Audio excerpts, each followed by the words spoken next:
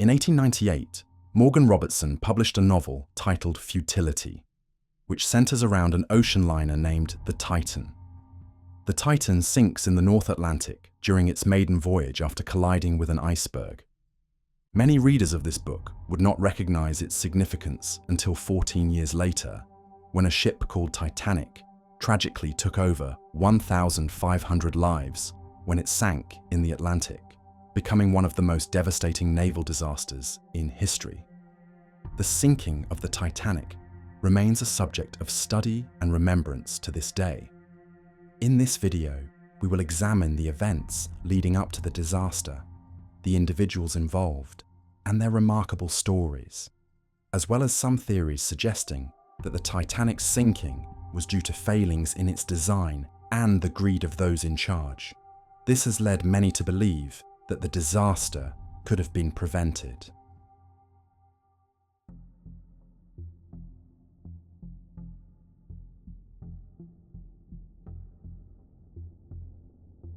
The White Star Line originally started as a company that built traditional sailing ships during the Great Australian Gold Rush. However, as the gold rush declined, the company faced bankruptcy and was taken over by Thomas Henry Ismay in 1868. Following this takeover, the company began commissioning ships from the Belfast shipbuilders, Harland and Wolff. In 1870, they launched their first breakthrough ship, Oceanic I. This vessel marked the beginning of a series of state-of-the-art superliners that dominated both the Australian business and transatlantic routes. After Thomas Ismay's death in 1899, his son Joseph took control of the company and introduced a policy prioritizing comfort over speed for the White Star Line. In 1902, the giant American conglomerate International Mercantile Marine, led by J. Pierpont Morgan, acquired the company. Shortly afterward, Joseph Ismay was appointed as the overall president of the White Star Line. By 1907, the rival company Cunard was experiencing unparalleled success with their two quadruple-funneled superfast liners, Lusitania and Mauretania. In response, Ismay proposed the construction of 3 Olympic-class liners designed with opulent interiors.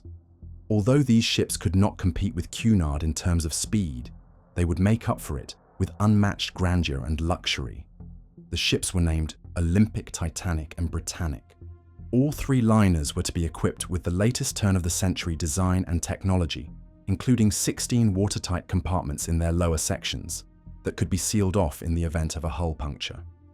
The first of the superliners to be launched was Olympic, which officially became the world's largest man-made moving object. However, this title was soon surpassed when Titanic was launched on May 31, 1911, in Belfast, in front of a crowd of over 100,000 people.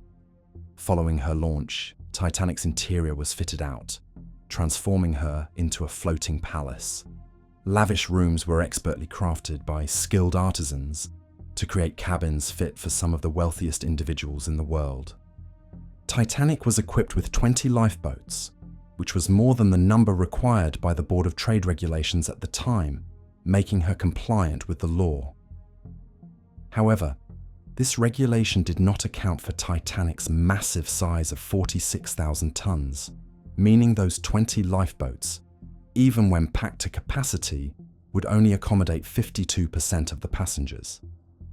Surprisingly, lifeboats were considered to be ferries that would make multiple trips between a sinking ship and a rescue vessel. Therefore, as long as a rescue ship was in close proximity to the sinking vessel, the number of lifeboats was deemed sufficient. A date for Titanic's maiden voyage to New York was announced for March 20, 1912. However, after the RMS Olympic was damaged during her maiden trip, Titanic's sail date was revised to April 10, 1912. On April 3, 1912, Titanic arrived in Southampton from Belfast, preparing for her much-anticipated maiden voyage. The ship displayed her signal flags and pennants, while the final crew members were recruited. She was loaded with coal and cargo, and on April 8th, all fresh food was stored in preparation for the many mouths to feed during the 7-day trip.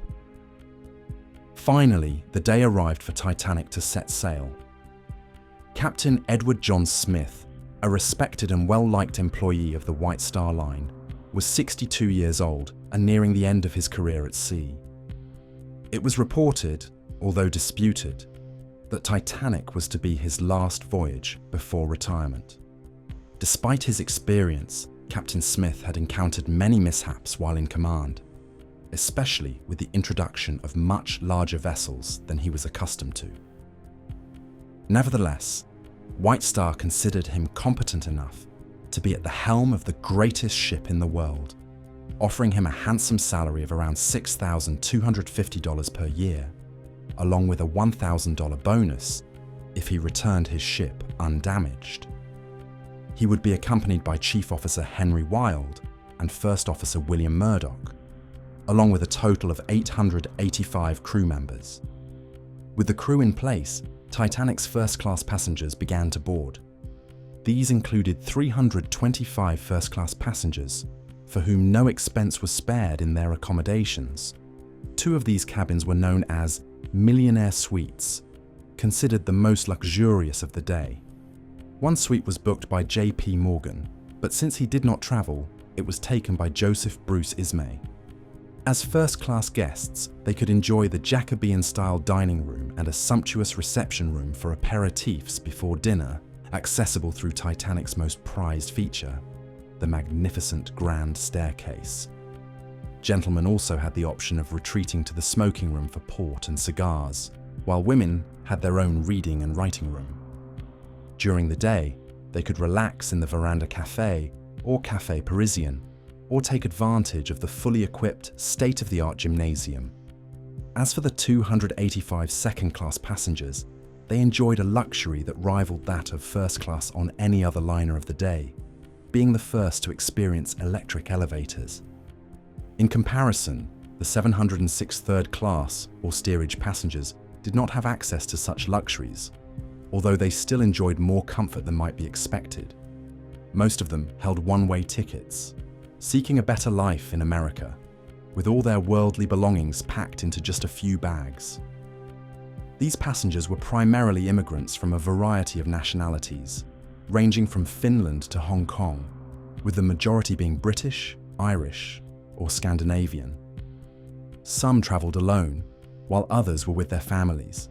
Meals were basic but regular, although they paled in comparison to those enjoyed by first and second-class passengers.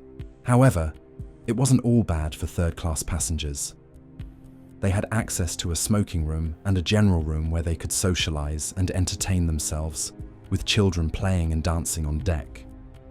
A little-known fact about third-class accommodations is that they featured automatically flushing toilets, introduced more out of necessity than luxury, as it was assumed that third-class passengers might not be familiar with indoor plumbing and the need to flush toilets themselves. Before boarding, third-class passengers were checked for lice and other infectious diseases. Gates were installed in steerage to prevent infections from spreading to the upper classes. Just before noon on April 10th, 1912, Titanic's powerful triple-valve whistles could be heard across Southampton. The ropes were cast, and 5 tugs began to slowly nudge the massive liner into deeper water. Once Titanic was out in the river test, the tugs dropped their lines, and Titanic's triple expansion, 30,000 horsepower engines, began turning the propellers. Titanic's maiden voyage had begun, and she had already made history. As she powered down the river, the turbulence she created caused some alarm. The large volume of water displaced by Titanic nearly caused 2 moored liners to break free. A collision was narrowly avoided when Captain Smith ordered the engines to go full astern, and a tug intervened to prevent an early disaster. Titanic arrived at her first port of call in Cherbourg, France, around 6 p.m., where an additional 274 passengers boarded. However, the ship was too large to fit into the tiny port, so passengers and luggage were ferried by tender boats provided by the White Star Line. Among those boarding was Titanic's richest passenger, John Jacob Astor IV, whose net worth now would be equivalent to $2.1 billion. Along with him, Margaret Molly Brown also boarded, As Titanic continued on her journey, her final port of call was Queenstown, now Cove, in Ireland, where she arrived early on April 11th. It was here that one crew member decided to disembark by hiding in mailbags. He was later identified as John Coffey, one of Titanic's firemen. He had only signed up for the crew to get a lift to Queenstown. Leaving Ireland, Titanic headed out into the open waters of the Atlantic Ocean. The next stop was New York City. The crew settled into their routines, and the passengers began to explore and familiarize themselves with the maze of corridors and rooms on the beautiful ship. First-class passengers particularly enjoyed meeting with their wealthy and famous friends and attending the lavish parties organized for them in the splendor of their extravagant surroundings, all while Titanic steadily moved westward toward New York. Throughout this part of the journey, the crew continuously received warnings from other vessels about the serious threat of icebergs. Despite Titanic being the most sophisticated liner of her era, her radio room was relatively small and no bigger than a broom cupboard. It relied on Morse code for communication, making it adequate but not particularly efficient. An operator often sat next to it for many hours, listening to and interpreting messages and replying as necessary. The two operators, John George Phillips and his junior, Harold Sidney Bride, worked a shift system to ensure the radio was monitored at all times. From the time Titanic left Queenstown, most of the messages received were for and from passengers. In total, between April 11th and 14th, the pair received 21 ice warnings, which would have been communicated to the officers and ultimately to Captain Smith. They were fully aware of the dangers ahead and steered the ship 20 miles off course to try to avoid the ice fields. But ultimately, this was not enough.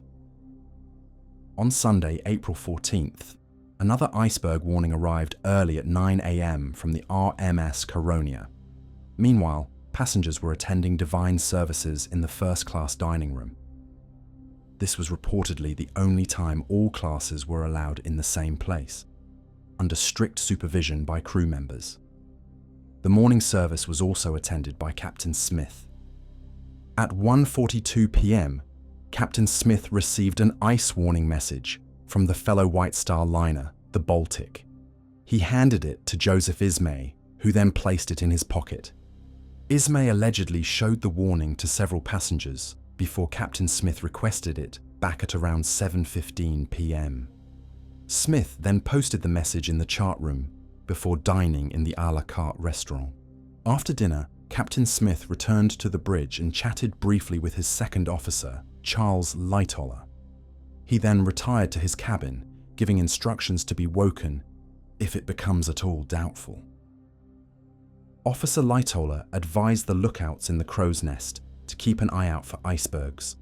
At 9:40 p.m., a message came through from the Mesaba warning of heavy pack ice, large icebergs, and field ice. Unfortunately, this message never reached the bridge, as radio operator Jack Phillips was too busy sending and receiving passenger messages. At 10 p.m., Second Officer Lightoller was replaced by First Officer William Murdoch. Around the same time, just 15 miles north of Titanic, the British Leyland Line steamship SS Californian had stopped for the night after spotting 3 icebergs and thick ice fields. As her captain, Stanley Lord, made his way to his cabin, he noticed a light on the horizon and asked his third officer if there were any other ships in the vicinity. The third officer replied that only the Titanic was nearby. Lord noted, "That's not Titanic. She's closer in size to us." Despite this, he requested that Titanic be contacted to inform her that they were stuck in ice. Third Officer Evans sent the message, but reportedly received a curt reply from Titanic's operator, Jack Phillips. Shut up, I'm busy, I'm working Cape Race." Evans listened for a little while longer before turning off the wireless and going to bed at 11:35 p.m. That evening there were various reports of an unusually calm ocean, which is now known to be a sign of pack ice, causing a mirage and making lookout duties nearly impossible. Just 10 minutes later, the crew realized they were on a collision course with a giant iceberg. They immediately sounded the warning bell and telephoned the bridge with the message, "Iceberg right ahead." Officer Murdoch ordered the helmsman to hard a starboard, and he called to the engine room to stop engines. He also activated the watertight doors below, which were essential subdivisions in the hull that had been put in place for emergencies. It had been calculated that Titanic could remain afloat with 4 of these compartments fully flooded. Titanic slowly veered to port, and for a few tense seconds, it appeared she might avert disaster. However, it was too little. Too late. Her starboard side made contact with the iceberg, damaging nearly 300 feet of the right side of the hull, both below and above the waterline. A grinding sound echoed throughout the ship, mainly on the lower levels near the impact zone, causing alarm among the passengers. Some asked questions and were reassured that everything was under control. Everywhere, that is, except for the forepeak tank, the 3 forward holds, and boiler rooms number 5 and 6, which were quickly taking on icy water despite the workers' confused efforts to stop any further breaches. Boiler room 5 was the only area they managed to keep somewhat under control. Less than 10 minutes after the impact, the water had risen 14 feet above the keel, and almost 4 million litres of seawater had entered the ship. By midnight, the mailroom was flooded, and mail bags could be seen floating to the surface. As water rushed into the starboard side, the ship began to tilt downwards, listing slightly to the right, which caused water to spill into the other watertight compartments. Captain Smith was joined on the bridge by Titanic's architect, Thomas Andrews. Together, they went below decks to assess the damage. At this point, Andrews revealed to Captain Smith that the ship would definitely sink, estimating that it would remain afloat for a maximum of 1.5 hours. Orders were given to uncover the lifeboats and muster the crew and passengers. At this point, Captain Smith must have realized that even with the lifeboats filled to capacity, they would only hold 1,178 of the 2,227 passengers and crew on board. One can only imagine what he was thinking at that moment. Titanic's frantic distress calls were heard by several ships in the vicinity, but they were all too far away. The closest ship, the SS California, had their radio turned off. However, the Carpathia, located 58 miles away, immediately changed course to head toward the Titanic. Sometime after 12:15 a.m., the ship's band began playing in the lounge and later moved out onto the icy cold deck as the night progressed to help calm the confused passengers. Around 12:25 a.m., the first lifeboat was loaded with just 28 women and children, which was less than half its capacity of 65. The lifeboats continued to be lowered with less than their full capacity due to several factors, primarily because the crew informed passengers that it was a precaution and refused to allow husbands to join their wives in the boats. During the loading of the lifeboats, Joseph Ismay began to interfere with the process, trying to get as many people into the lifeboats as possible. He was reprimanded by 5th Officer Harold Godfrey Lowe. It is said that Joseph was having a breakdown. After all, this was technically his ship. By 1:15 a.m., water had reached the Titanic's name badge on the bow, and the ship was noticeably listing. Confusion had turned into panic as passengers realized the Unsinkable vessel was going down. At 1:30 a.m., warning shots were fired by Officer Lowe as passengers attempted to surge toward the lifeboats. Titanic's radio signals became increasingly desperate, with messages stating, "We are sinking fast and can't last much longer." As the last of the lifeboats were being lowered, Joseph Ismay jumped in, an action he would be heavily criticized for the remainder of his life. At 2:05 a.m., there were still over 1,600 people aboard Titanic, and only one lifeboat remained, which was lowered with 44 women and children. The Titanic's forecastle head sank beneath the water, leaving the remaining passengers completely stranded, 400 miles from shore. At 2:10 a.m., Captain Smith entered the radio room to relieve the operators of their duties. Titanic's last message was sent by John Phillips before Smith declared, "Well, boys, you've done your duty and done it well. I ask no more of you. I release you. You know the rule of the sea. It's every man for himself now, and God bless you." Although there are conflicting reports, it is said that Captain Smith then returned to the bridge to await his fate. A boyhood friend of his remarked, "Smith passed away just as he would have loved to do.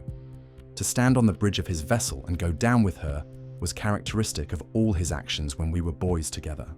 Thomas Andrews, the architect, tirelessly alerted people to go up to the deck and helped fill the lifeboats. He was reportedly last seen in the first-class smoking room, staring at a painting titled "The Plymouth Harbour" by Norman Wilkinson, which depicted the entrance to Plymouth Sound, where Titanic was scheduled to stop on her return journey.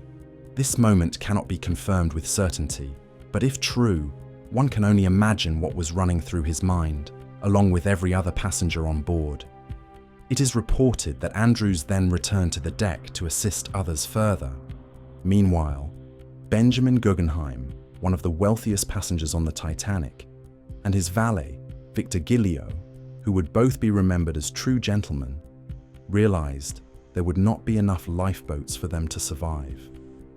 Benjamin helped and comforted his female companions into Lifeboat 9 before he and Victor returned to their room to take off their life vests and change into evening attire, which included a rose buttonhole. The two were then seen closing the door to the foyer of the grand staircase, where they were last spotted drinking brandy and smoking cigars, as the Titanic had now reached the point of no return. They had done all they could for those around them, dressed in their best, and were prepared to go down like gentlemen. As these two came to terms with their fate, one of the trapped lifeboats was finally freed, only to land upside down in the sea, serving only those strong enough to cling to it.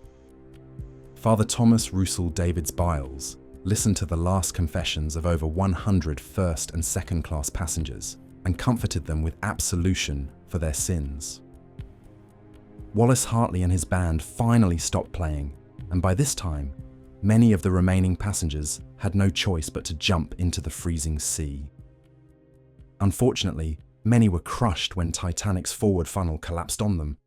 At 2:18 a.m., a huge roar was heard as Titanic's mangled metal moved toward the bow. The lights flickered before finally going out, plunging people in the water into almost complete darkness. The Titanic dramatically split in two, with her bow section swiftly being sucked into the sea. The stern continued to float, but as it became flooded, it rose higher and higher before finally disappearing beneath the water, taking less than 5 minutes to reach the bottom of the ocean. At 4:10 a.m., the first of the Titanic survivors was picked up by the Carpathia. At 8:30 a.m., the last lifeboat was rescued, and by then, the California was also on the scene, searching in vain for survivors. The Carpathia eventually left the area, heading for New York, with 705 survivors on board, leaving over 1,500 passengers and crew unaccounted for. Joseph Ismay sent a message to the White Star offices in New York that simply stated, "Deeply regret to advise you Titanic sank this morning after a collision with an iceberg, resulting in serious loss of life. Full particulars later." The White Star Line sent out the cable ship CS Mackay Bennett to recover bodies, followed by 3 other Canadian ships. Each ship carried embalming supplies, undertakers, and clergy, and they recovered 328 bodies. However, there was controversy over the recovery of the bodies. When the CS Mackay Bennett first arrived, her crew was overwhelmed by the number of bodies floating due to life jackets. Their supply of embalming fluid was insufficient, and the decision was made to only recover first-class passengers and leave third-class passengers and crew to be buried at sea. They justified this decision by stating that wealthy individuals needed to be identified to settle any disputes over their estates. Only preserved bodies were allowed to return to port. In mid-May 1912, the RMS Oceanic recovered 3 more bodies floating in a lifeboat over 200 miles from the site of the sinking. All 3 were buried at sea, having reportedly died from starvation after attempting to eat the cork and material from their life jackets. The last body recovered from the Titanic was steward James McGrady, found by the sailing vessel the Algerine on May 22nd. A total of only 333 bodies of Titanic victims were recovered. Many bodies sank with the ship, while currents quickly dispersed others across hundreds of miles, making recovery difficult. By June, one of the last search ships reported that life jackets supporting some bodies were deteriorating, causing the bodies to sink. Most of the recovered bodies were buried in 3 cemeteries in Halifax: Fairview Lawn, Mount Olivet, and Baron de Hirsch. Those that were not claimed or identified were buried with a number marking their graves. In the aftermath of the sinking and the subsequent investigations, 2 government inquiries concluded that an iceberg caused the disaster, rather than any inherent weakness in the ship itself. 2 photographs emerged later, one taken by the chief steward of the liner, Prinz Adalbert, on the morning of April 15, 1912, and the other by Captain de Carteret of the Migne, one of the ships sent to recover corpses and debris. The captain claimed there was only one iceberg in the area, and the red paint on it was a clear indication that something had struck it. It's hard to imagine that a piece of ice that would soon dissolve in the North Atlantic could have taken down the largest and most luxurious liner of its time. Initially, it was believed that the ship sank whole and was resting on the ocean floor in one piece. Captain Smith was considered responsible for the incident, as the ship was traveling at excessive speed through a known ice field. This remained the official explanation for many years. It wasn't until 1985 that oceanographers Robert Ballard and Jean-Louis Michel located the Titanic's wreck, resting 2.5 miles down on the ocean floor. The wreck was discovered just over 13 miles away from the inaccurate position transmitted by Titanic's crew while the ship was sinking. After searching the area using robotic technology, Ballard provided the first detailed photographic evidence of the wreck's condition and discovered that the ship had broken in 2 before sinking. This revelation led to speculation that the steel used to construct the ship was inferior, although subsequent tests on parts of the wreck have disproven this theory. Similarly, suggestions that the 3 million rivets holding the Titanic together were insufficiently strong have also been dismissed. In recent years, there have been claims that the ship sank due to an uncontrolled fire on board, which weakened its hull. This fire was noted as a black mark on Titanic's right side before the vessel's maiden voyage.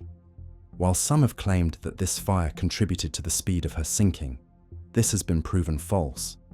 In fact, the fire is believed to have helped prevent the Titanic from rolling over after taking in water.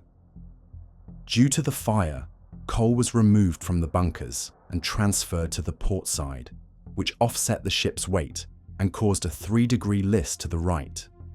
When Titanic struck the iceberg on the left and began taking on water, this list counterbalanced the situation.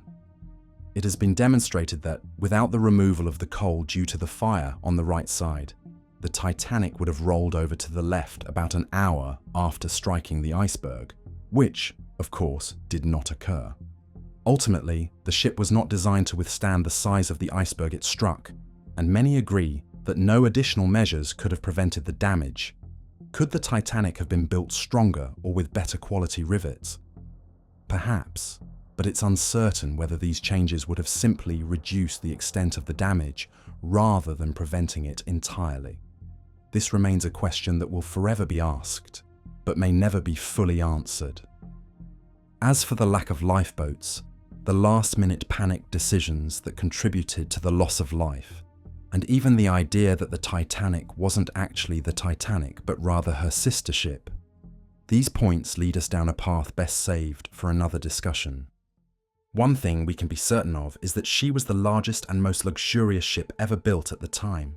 Her enormous size made it impossible for her to maneuver quickly enough to avoid the gigantic iceberg in her path, which condemned over 1,500 people to death, many of whom froze in the icy waters.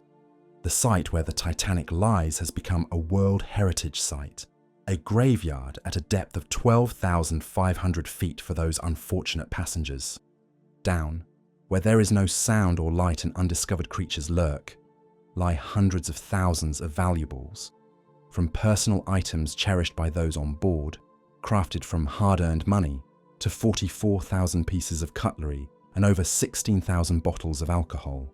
They all rest at the bottom of the North Atlantic Ocean, alongside the grandest and most luxurious ship to have ever sailed, the RMS Titanic. John Jacob Astor IV was the wealthiest passenger aboard the Titanic and one of the richest people in the world at that time, with an estimated worth of around $85 million, a staggering sum in 1912. He helped his young new wife into a lifeboat but was refused permission to join her.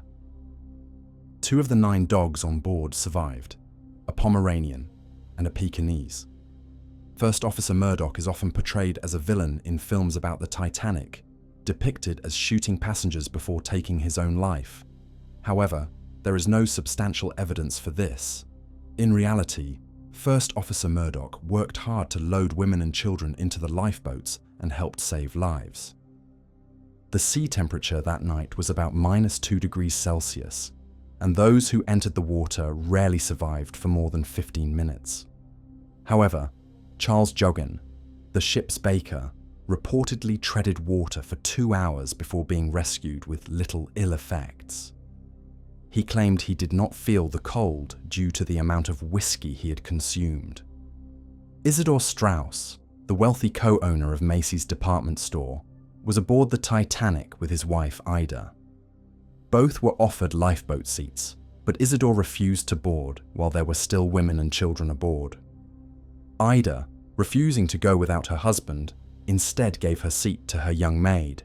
The devoted couple was last seen arm in arm on deck and went down with the ship. The youngest passenger was Milvina Dean, who was just 2 months and 13 days old at the time of the disaster and survived.